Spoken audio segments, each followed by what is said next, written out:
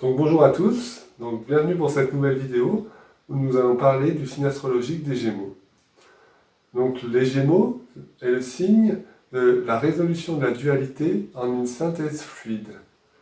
Donc on va voir que les Gémeaux sont, par rapport aux 12 signes du zodiaque, le signe qui va permettre de fusionner les 12 en 6. Donc c'est-à-dire le Bélier Balance deviennent 1, Taureau Scorpion deviennent 1, Cancer Capricorne, Lion Verseau et Vierge Poisson par rapport aux Gémeaux, avec qui ils forment chacun un triangle pour devenir une union et une seule unité. Donc la constellation des Gémeaux, qu'on retrouve dans le ciel au travers de Castor et Pollux, les deux frères jumeaux, est une constellation orientée par le triangle Vierge, Poisson et donc Gémeaux,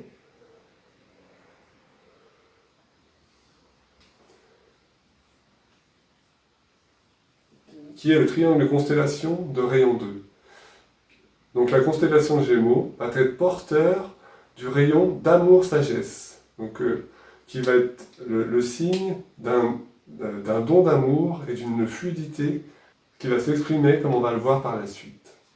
Donc le Gémeaux a pour symbole une coupe vers le haut et une coupe vers le bas, réunies par deux traits verticaux qui forment une colonne. Donc cette symbolique peut s'exprimer par la représentation du ciel en haut et de la terre en bas, et on retrouve entre les deux une colonne d'air. Le Gémeaux est bien un signe d'air qui va unir le haut et le bas, donc le ciel et la terre. Fondamentalement, on va parler du symbolisme entre l'âme et la personnalité, qui vont être reliés par un pont de lumière qu'on va nommer l'antakarana, et qui va permettre finalement la fusion entre l'âme et la personnalité. On va voir que cette fusion, cette colonne, est un double mouvement qui doit être fluide. L'un qui descend de l'âme vers la personnalité et l'autre qui remonte de la personnalité vers l'âme. C'est-à-dire qu'il y aura une communication dans un double mouvement qui permettra une juste orientation de l'énergie. Donc les signes des Gémeaux sont gouvernés au niveau exotérique par la planète Mercure, de rayon 4, qui est la planète d'harmonie par le conflit, et au niveau ésotérique par la planète Vénus, de rayon 5, qui est le rayon de l'organisation et de la science concrète. Commençons par étudier la planète Mercure et le rayon 4 d'harmonie par le conflit. Donc on a vu le mois dernier, on a étudié ce rayon d'harmonie par le conflit avec le Taureau. C'était l'énergie qui stimulait l'homme dans son avancement par le désir. Et le désir, stimulé au sein de la personnalité, causait une souffrance qui ne pouvait être résolue que lorsqu'il y avait une réorientation des désirs personnels vers les désirs de l'âme et la volonté divine, la volonté de l'âme. Donc, avec Mercure au niveau exotérique, c'est-à-dire orienté vers la personnalité, on va retrouver une accentuation de cette dualité. Donc la planète Mercure représente la planète du mental, de l'intellect, et du coup, il va y avoir vraiment chez les personnes influencées par Mercure en Gémeaux, une stimulation de l'intellect et une orientation sur le plan du mental. Donc on va voir que cette orientation va avoir un triple aspect, c'est-à-dire que le premier aspect c'est l'intellect, donc le développement de l'intelligence concrète, c'est-à-dire le rapport entre l'homme et son environnement, la compréhension des causes et des conséquences du fonctionnement de l'environnement dans lequel l'homme se situe.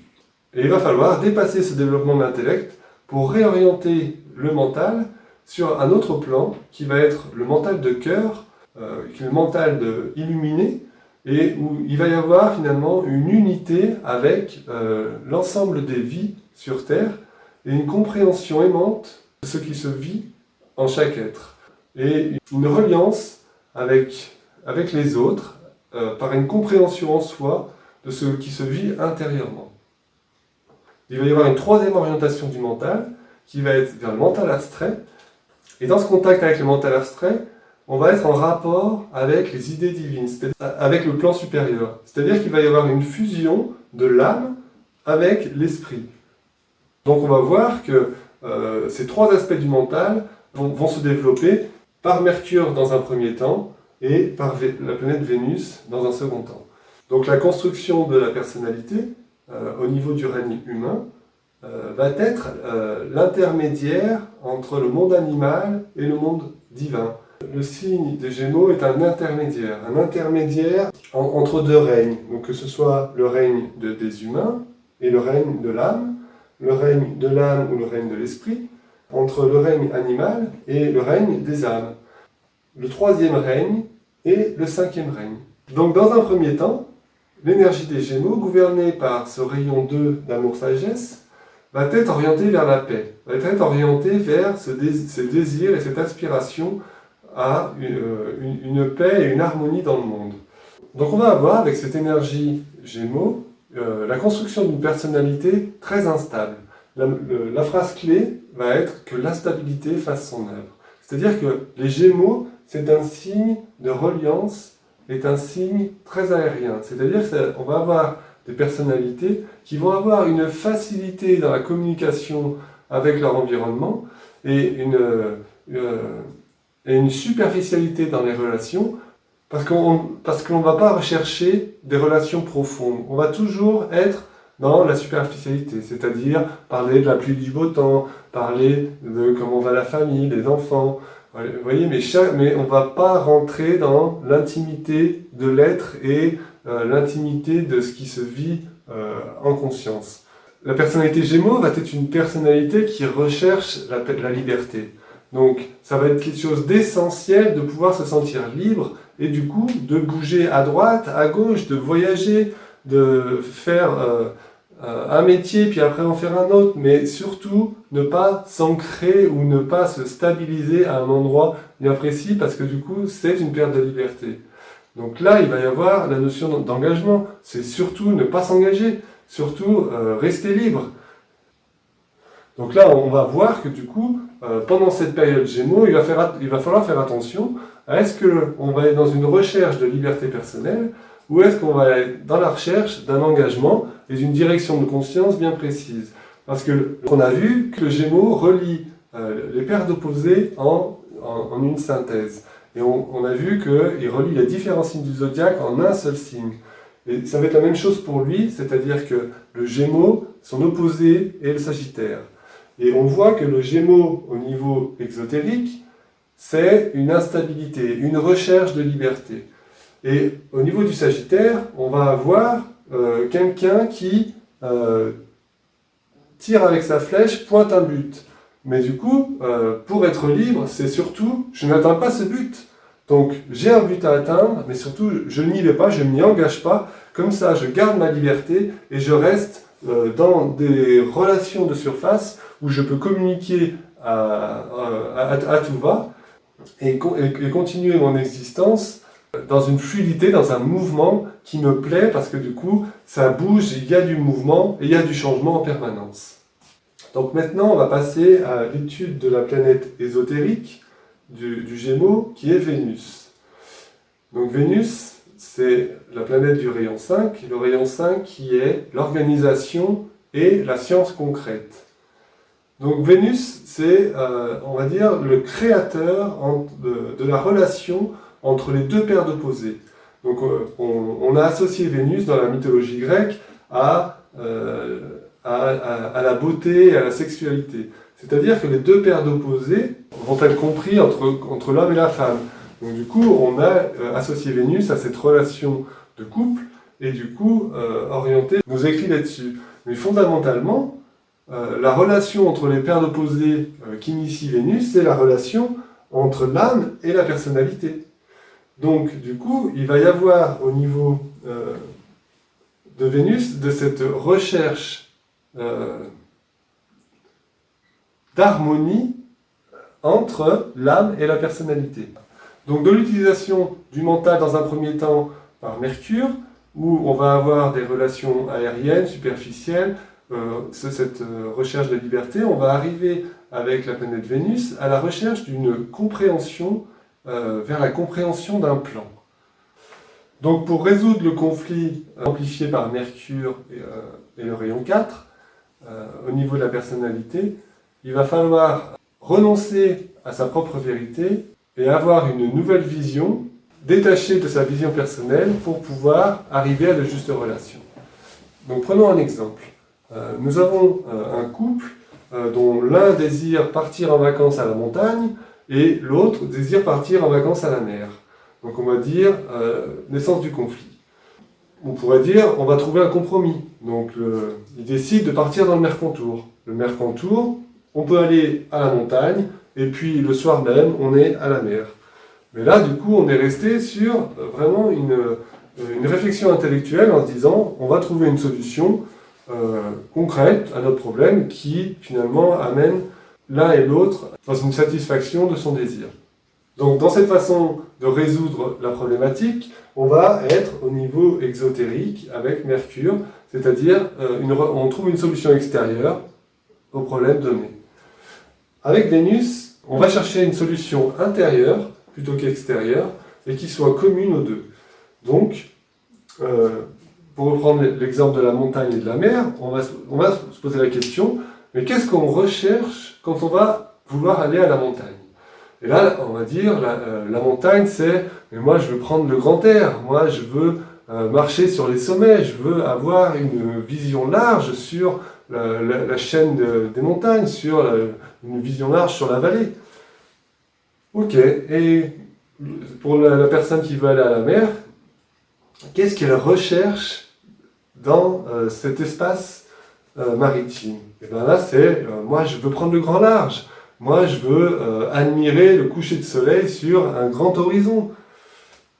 Et là, on va pouvoir remarquer qu'il y a finalement cette même essence, cette même recherche dans les deux opposés, qui est finalement arriver à prendre de la hauteur et arriver à avoir une vision qui serait plus large que la vision étriquée que l'on a dans notre quotidien.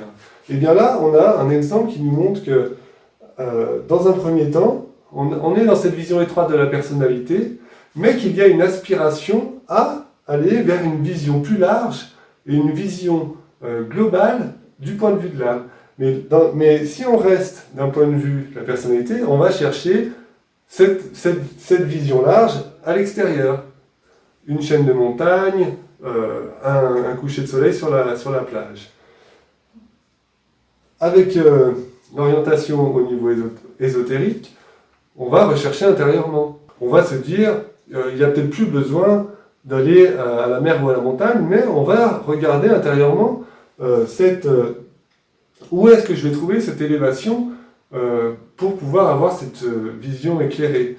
Et là, on va se mettre par exemple à la méditation et on va essayer d'entrer en contact par la réorientation du mental.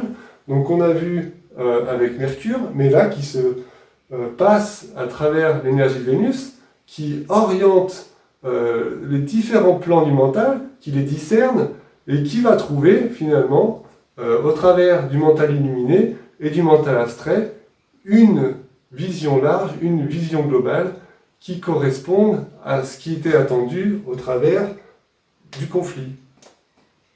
Et là, c'est finalement la recherche et la solution d'une paix intérieure, d'un silence intérieur, qui va amener la personnalité à entrer en contact avec l'âme.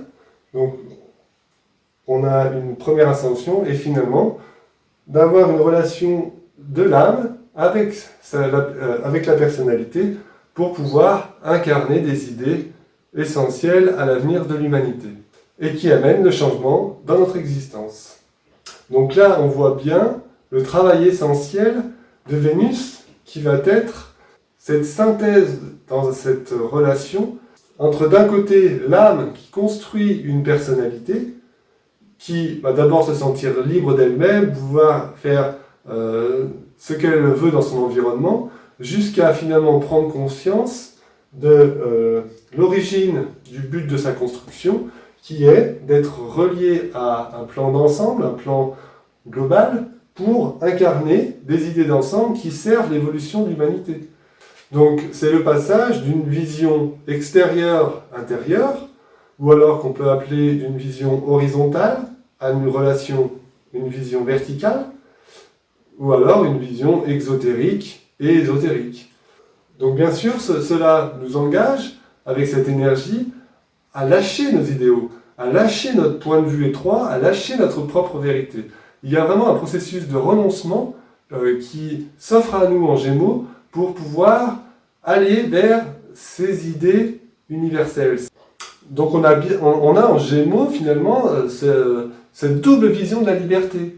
Donc d'un premier temps, la liberté personnelle, avec ses désirs d'incarner ses idéaux, et de surtout pas s'engager pour pouvoir rester libre de faire ce que l'on veut.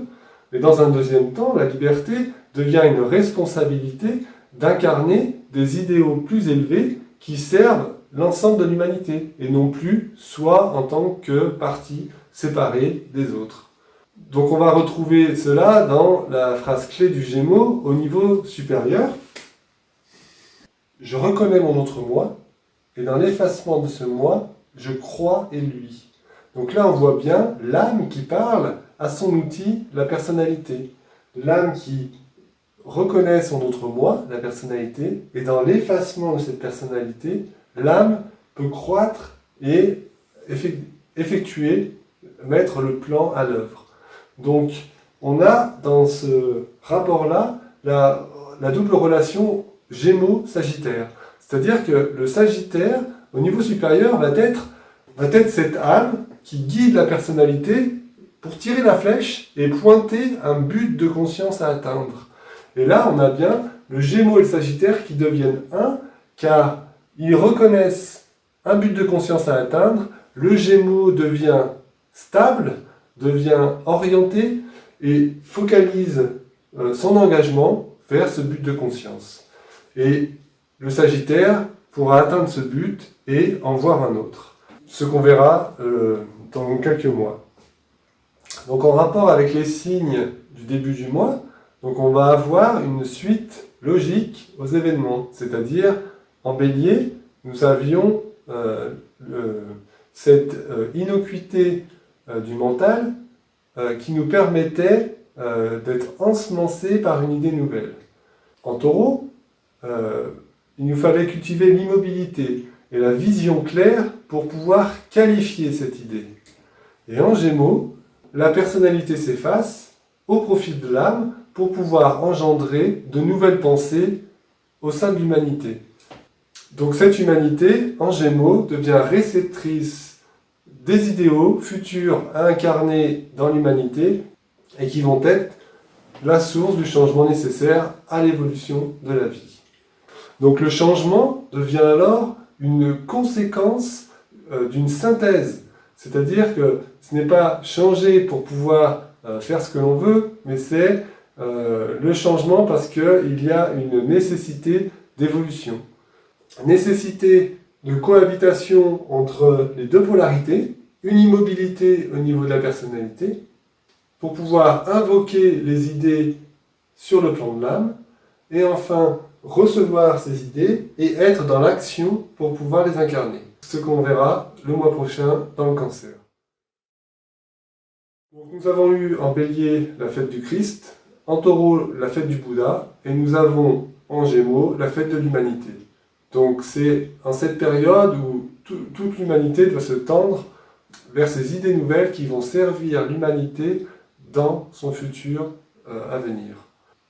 Donc cette fête de l'humanité nous invite à orienter notre conscience non plus vers des choix guidés par la personnalité, nos choix guidés vers nos désirs personnels, mais vers des désirs d'ensemble, vers des désirs de l'humanité dans son ensemble. Il va falloir garder dans cette énergie Gémeaux cette immobilité que l'on a commencé à cultiver pour pouvoir discerner finalement, mais qu'est-ce que je choisis dans mon quotidien? Est-ce que je choisis encore d'alimenter mes désirs personnels, ou est-ce que je continue de qualifier ces énergies subtiles, ces idées abstraites qui sont invoquées par ma personnalité et qui commencent à être manifestées dans des idées concrètes et qu'on va commencer à exprimer au travers d'un verbe, au travers de la parole, au travers d'échanges, pour pouvoir manifester ces idées nouvelles, ces pensées nouvelles.